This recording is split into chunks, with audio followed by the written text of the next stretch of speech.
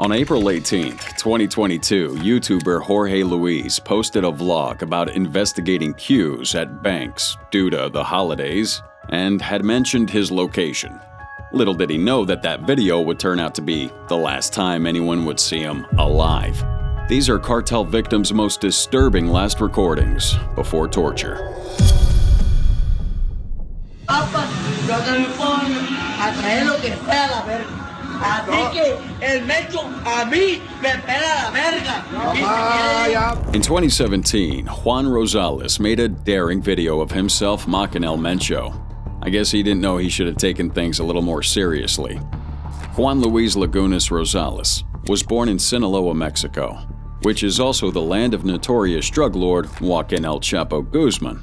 And as a child, Lagunas was left with his grandmother by his mom, and he never knew his father. He would move to Culiacan, where he worked hard, washing cars to support himself. But despite these challenges, Lagunas found solace in his new community. He started attending parties, and then soon became known as El Pirata de Culiacan, or the Pirate of Culiacan. His fun-loving personality and entertaining videos on social media quickly made him a local celebrity. People loved watching him have fun and just be himself. He started landing invitations to more and more parties, and soon became a regular on the social scene. And as his online presence grew, so did his opportunities. He started popping up in music videos and promotional events, charming audiences with his youthful energy and playful antics. And as a result, Lagunas soon fell into a life of excessive drinking. He would post videos on social media chugging beer and bottles of whiskey, sometimes getting drunk enough to just pass out. Unexpectedly, those videos started going viral. His social media skyrocketed, with over 1 million followers on Facebook and 300,000 on Instagram. Then he became a beloved influencer, known for his humor and good vibes. Now the messed up thing here is that people seem to forget how old he was. He tried growing a beard on his chin to look older, and tattooed his arms with a pirate and a tiger. Then he started posting controversial photos that didn't really sit well with people. These photos showed him with guns, luxury cars, a lot of women. In fact, it almost kind of looked like he was involved with Mexican drug cartels. But it wasn't true. However, a meeting with Beto Sierra, a social media expert, changed everything for Lagunas. Sierra encouraged him to try to move away from posting alcohol-centric content and maybe explore more profitable ventures. After that, Lagunas had tried his best to start a new life and start selling his own merchandise. He even tried singing. But despite those efforts, his troubles were far from over, and sooner than expected, his world came crashing down. You see, the drinking age in Mexico is 18, so he goes back to posting videos of him drinking lots of alcohol. And like many teenagers, probably because of liquid courage, he felt invincible and would often speak his mind without thinking twice. So after a series of daring comments, Juan Luis soon found himself in trouble after making a very disrespectful one about a powerful drug lord, Nemesio Oseguera Cervantes, better yet known as El Mencho. El Mencho used to be a cop, and now he's the leader of the CJNG. Those who have heard of him in Mexico know he's not a man to be toyed with, and we'll tell you why. This is the most wanted person in Mexico and one of the most wanted in the U.S. He is responsible for the killing of 15 police officers in an ambush in Jalisco in 2015 and the mass execution of civilians in various states around Mexico. Born back on July 17, 1966, Cervantes came from a farming family with 6 siblings. But despite his humble beginnings, he chose a different path in life, one that led him down a very dangerous and deadly road. Now interestingly, Mencho initially joined the police force before deciding to go into a life of crime. It was at this time that he had joined the powerful Milenio Cartel as a sicario, and then worked his way up the ranks, managing drug deals, money, and lots of violence. After a few years, he would take control of half the group and rename it Jalisco New Generation Cartel. El Mencho is so powerful that the U.S. government, as well as the Mexican government, is offering $10 million and $30 million respectively for any info leading to his arrest. Back to 2017, a drunk and intoxicated Juan Luis makes a video of himself mocking this same El Mencho, saying something that would later come back to haunt him. Papa, yo te pongo a traer lo que sea la verga. Así que el Mecho a mí me pela la verga. One day you're trying to chase clout, and the next day you're dead. Juan took that video, posted it online, and just waited. So, December 18th, 2017, around 11 p.m., Lagunas is in a bar in Jalisco partying with his friends when a group of armed individuals burst in and fire straight at him. This kid is shot no less than 15 times and dies on the spot. A 25-year-old bartender also gets hit in the crossfire and dies later in a hospital. Kid got shot up so much they only identified him through his tattoos. And the prosecutors are still looking for motives and identities, while at the same time confirming that the reason was most likely the insult towards El Mencho. It's 2023, and 5 young men go missing in Mexico, but are later shown on camera being brutally murdered by a Mexican drug cartel. How they got into this situation makes the story even more chilling. August 2023, 5 students and friends whose ages range from 19 to 22 go out seeking employment in private security. However, according to a local news outlet, El Universal, they met a contact in town and then weren't seen or heard from again. Well, not until this shocking video of them duct tape beaten and stabbed surfaced. However, this was before their torture had taken a step further, as another video was released with these 5 men being beheaded.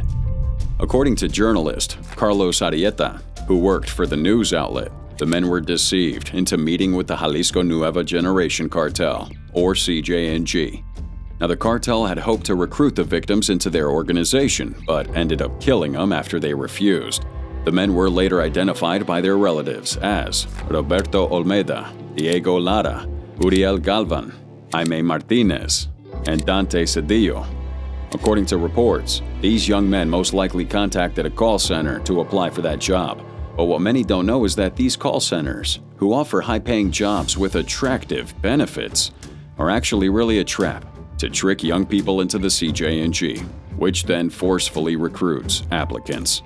Investigative journalists claim that the mark, Pure MZ, which was present on the released video, is attributed to Mayo Zambada, the leader of the Sinaloa cartel. Shortly after this video was released, Mexican authorities located the property where the footage was filmed and found 4 burnt and decapitated bodies. A 5th body was found by police inside a burnt-out car in a nearby area.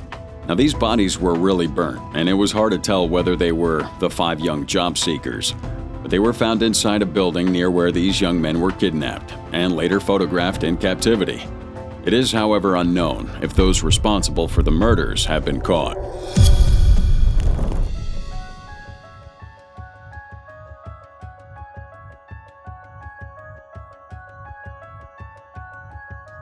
May 16, 1992. Fans of Chalino Sanchez, the legendary singer of narco corridos, had gathered at Salon Bugambillas in Culiacan, Sinaloa. However, what they witnessed that night left them in trauma for the rest of their lives. Born August 30th, 1960, Chalino Sanchez, real name Chalino Sanchez Felix, was known for his authentic songs that depicted the harsh realities of life in Mexico. Just like Valentin Elizalde, his music was loved by many, but it also attracted dangerous attention. Chalino's life was as dramatic as his death. He grew up in a world of poverty and violence. At a young age, he allegedly avenged the rape of his sister by killing the attacker, an act forcing him to flee to the United States. While in Los Angeles, he worked various jobs. Before finding his calling in music, his songs, filled with tales of crime, love, and betrayal, struck a chord with many, earning him a devoted following. 1992, just months before the assassination, Chalino survived a shootout during a performance in California. An angry fan, upset that Chalino didn't play his favorite song, pulled out a gun and fired at the singer. Chalino, often carrying a weapon himself, returned the fire. The exchange left one audience member dead and Chalino hospitalized. This incident only added to his legend, cementing his reputation as a fearless and defiant figure. But despite the danger, Chalino continued to perform, driven by his passion for music and his connection to his fans. May 16, 1992, as Chalino took the stage at Salon Bugambillas, a mysterious note was handed to him. The message read, We told you not to come to Sinaloa. In fact, a video showed Sanchez reading that note, showing signs of worry. Then he crumpled it up and continued singing.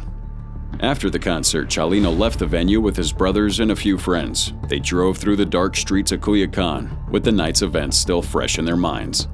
And as they continued their journey, their vehicle was stopped by armed men in black Chevy Suburbans, posing as state police officers. The men tell Sanchez that their commander wants to see him, and he agrees to get into one of their cars. The following morning, the lifeless body of Chalino Sanchez was discovered in a ditch near the Mexican Federal Highway 15 in the neighborhood of Los Laureles, Culiacan. He'd been blindfolded, wrist and ankles bound, and shot twice in the back of the head. The investigation into his murder, however, has been filled with speculation and mystery. Some believe it might have been the work of a cartel who had been angered by his songs. Others say it was a personal vendetta. Despite numerous theories, though, this case remains unsolved. In June 2011, Felix Garcia was arrested for drug charges in the U.S. before posting bail for $20,000. Little did he know that arrest and bail would bring him even more trouble than he encountered behind bars. Felix Garcia and his uncle, Barnabas Castro, were reportedly involved with the Sinaloa cartel. Now, their involvement in cartel activities allegedly included drug transportation and other logistical support for their cartel's operations. The problem was, they weren't well paid. Now, you'd assume men who worked for these cartels got paid a lot of money, because why would anybody risk prison time or their lives to move tons of drugs for meager pay? But the ugly truth is that most people don't get paid a lot. Garcia and his uncle got paid around 300 pesos, which is like $21 a week at the time. Along the line, they get tempted to take some money for themselves. On June 17, 2011, Garcia was arrested in Phoenix, Arizona, on charges of distributing and transporting illicit drugs. At the time, though, he identified himself as Paulino Gomez Garcia. Now, after his arrest, the bail was set to $20,000, which he managed to pay, securing his release. And it makes you wonder how he could afford it, despite the low wages we just talked about. And, unfortunately for him, the cartel's thinking the same thing. Garcia and his uncle were later captured shortly after to explain how they came about that money. But that's not all. They also suspected that Garcia might have given information to the police during his detention. 2012. A video's released after Garcia and Castro are captured. Here they're sitting shirtless against a wall, surrounded by masked men with guns. The men go on to interrogate him briefly, forcing them to confess their roles in the cartel and their betrayals by stealing from the organization. And as the video progresses, Felix was already certain that they'd be killed, and he gave his last message. Think next time you decide to give the finger, think about it very carefully, because it's not easy being here, and you never return back. With these people, you don't play around. The people of El Chapo are not how they say they are. After the interrogation, 3 masked men would use a chainsaw to decapitate Barnabas Castro, a method chosen for sheer brutality and psychological impact. As for Felix, he was killed with a knife, which was slower and equally gruesome. But what's interesting here is how both these men reacted to their fate. They had totally accepted they were going to die, and made no effort to resist or beg in any way. If you looked at the two of them before the execution, you might have assumed that they were pumped full of drugs. In fact, as the chainsaw worked its way through the neck of Garcia's uncle, the blade accidentally cut his arm, and surprisingly, Garcia didn't even flinch. It is, however, still unclear whether or not they were truly using drug money, or if anyone actually leaked any information to the U.S. Nevertheless, whatever the truth is, that is a horrible way to die. We go to July 2021. Maria Fernanda Garcia disappeared from her home in Toluca, Mexico, without a trace. But her family didn't know that their worst fears would soon be realized, as a video would soon emerge showing the horrific death of Maria. As a teenager, Maria lived in a world full of criminals, and it was only a matter of time before her path would cross with that of the fearful world of notorious drug cartels around her town. On July 15, 2021, Maria disappeared from her home. However, she was last seen with a man who was only identified by his face, and his picture was attached to the police missing persons notice. Unfortunately, to this day, the police only have this picture of the man and no other information on him like a name and address. Being aware of the possible danger their daughter could be in, her family had reported her missing. What the parents didn't know was that their daughter was mingling with the ruthless and infamous Familia Michoacana cartel, and it was only a matter of time before the inevitable happened. This bloodthirsty cartel had their eyes on Maria, and their reach extended further than anyone could have imagined. Maria, innocent and naive, had no idea her actions would lead her down a path of no return. Although her involvement with the cartel was limited to just running errands, she probably didn't fully comprehend how much danger she was getting into. A few days after her disappearance, a chilling and gruesome video surfaces online, and it quickly becomes clear that Maria had been kidnapped by the cartel and she was never coming back. This video is too graphic and disturbing to describe in detail, but it would show Maria a short moment before the cartel started torturing her. A terrified Maria had her hands tied behind her back. One man also pointed a gun at her head, while another casually stroked her cheek with a knife in a playful way. The interrogation began, and the masked man, with his voice heavily distorted to hide his identity, demanded to know her name. As the questions continued, it became clear that they believed Maria was involved with their rivals. They wanted information, and they were willing to do anything to get it. It was later revealed that Maria had been relaying information about members of Familia Michoacana to some other men who were suspected to be members of their rival cartel. And shortly after, Maria provided the name Fernando Mendoza as the person who had sent her to get the information. Now, despite obtaining that crucial detail, the interrogator continued his questions. In a state of pure terror, Maria could only repeat the same name, her voice becoming fainter.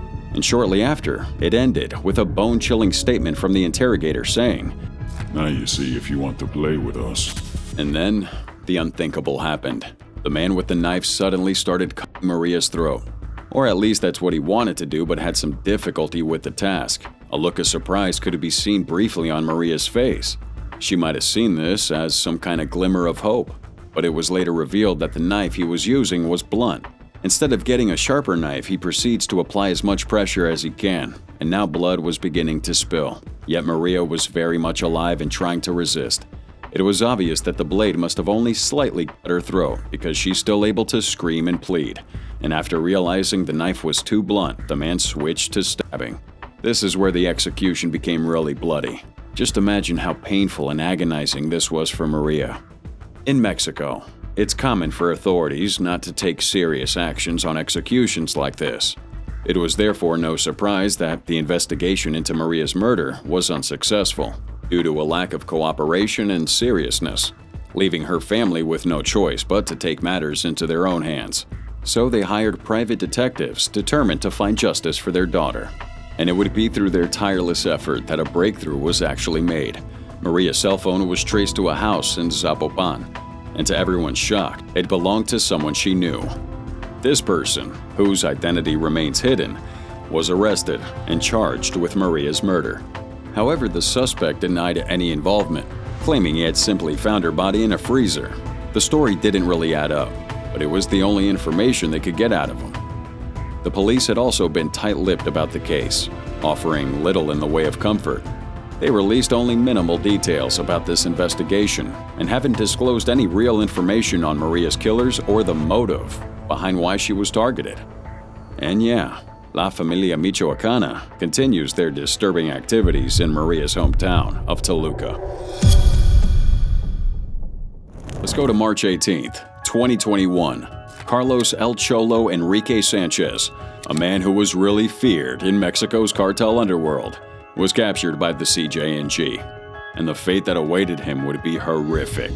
El Cholo was a powerful lieutenant within the Jalisco New Generation cartel, but in this video, he's nothing more than a helpless man kneeling before a camera. You got the CJNG standing around him, the very cartel he once served.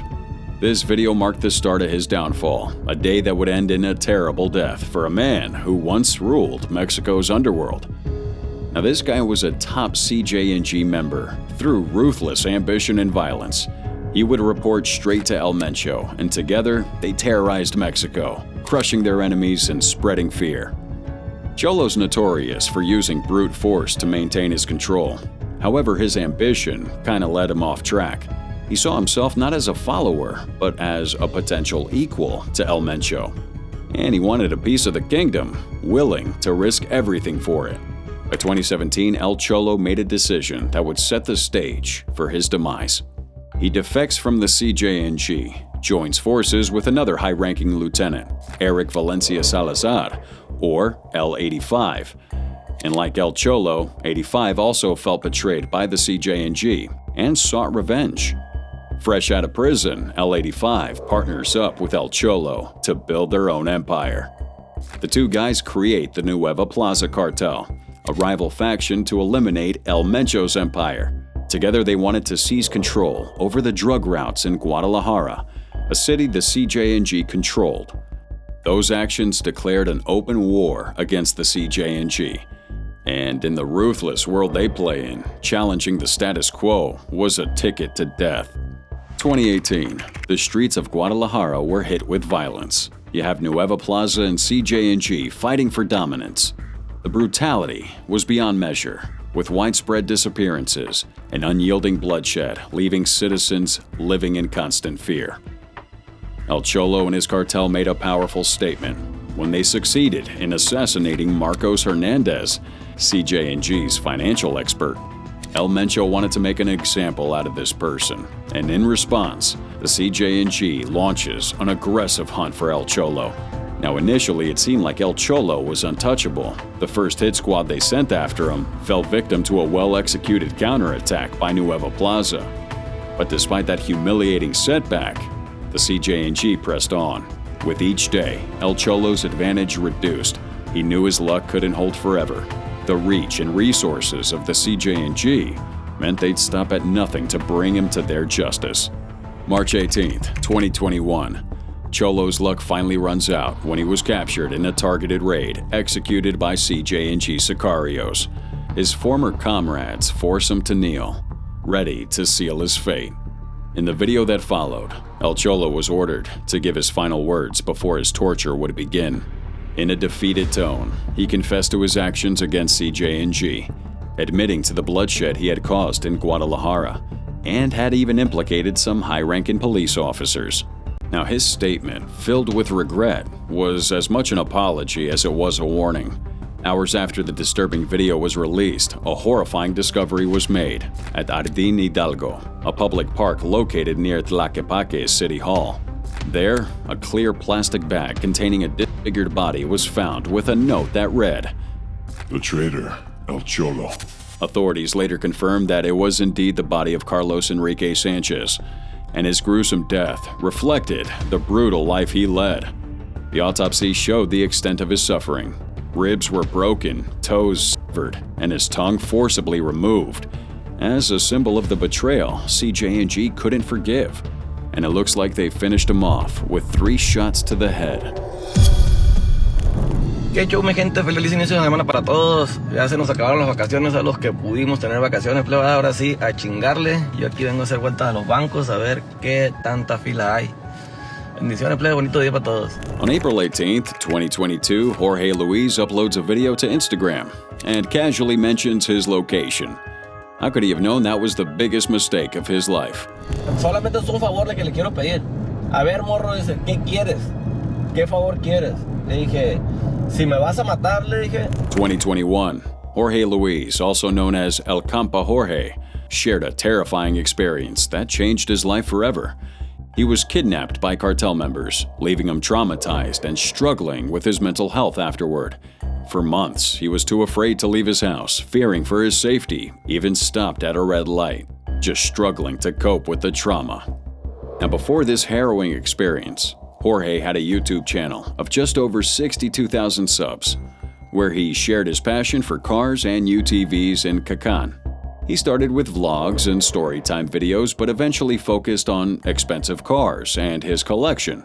However, that flashy lifestyle attracted unwanted attention from violent cartels. In addition to that, Rival cartels would also suspect that Jorge had some connection to El Chapo and the notorious Sinaloa cartel. In one of his vlogs on his YouTube channel, Jorge went back to where he was kidnapped, even though he felt really scared about it. On a fateful day in 2021, his life takes a terrifying turn, and he talks about how one night he's just hanging out with his friends, and then it all goes really wrong.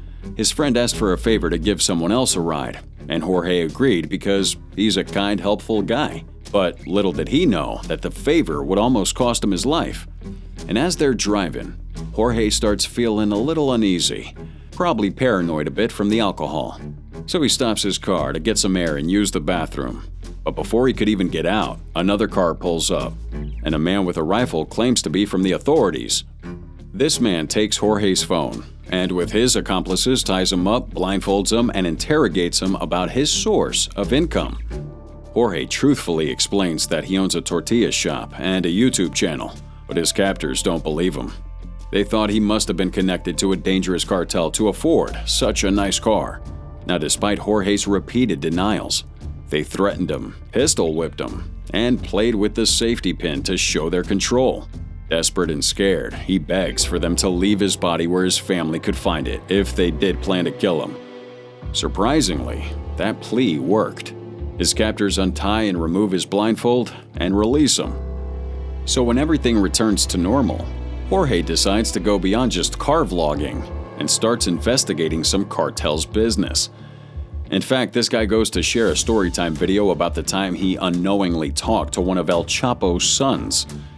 And once again, that video attracted the attention of rival cartels. While Jorge's channel was doing well, it didn't last. ¿Qué show, mi gente? Feliz inicio de semana para todos. Ya se nos acabaron las vacaciones a los que pudimos tener vacaciones, plebada. Ahora sí, a chingarle. Yo aquí vengo a hacer vueltas a los bancos a ver qué tanta fila hay. Bendiciones, plebe. Bonito día para todos. April 18th, 2022, at around 1 o'clock in the afternoon, Compa Jorge announces on his Instagram that he was just returning from a particular bank. And sadly, that's the last time anyone sees him alive again.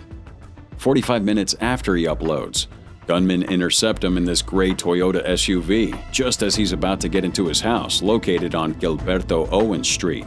And that's about 2 blocks away from the 9th Military Zone of Culiacan, Sinaloa. Without warning, they open fire at him before escaping in their car. Witnesses wasted no time calling authorities and ambulance. Jorge was badly hurt. Paramedics would try hard to save his life, but sadly his injuries were too severe. He died in the ambulance on his way to the hospital, and the doctors there confirmed it DOA. According to speculations, people think that Jorge made a mistake by staying in the same area after his kidnapping. The police thought it was rivals of the Sinaloa cartel.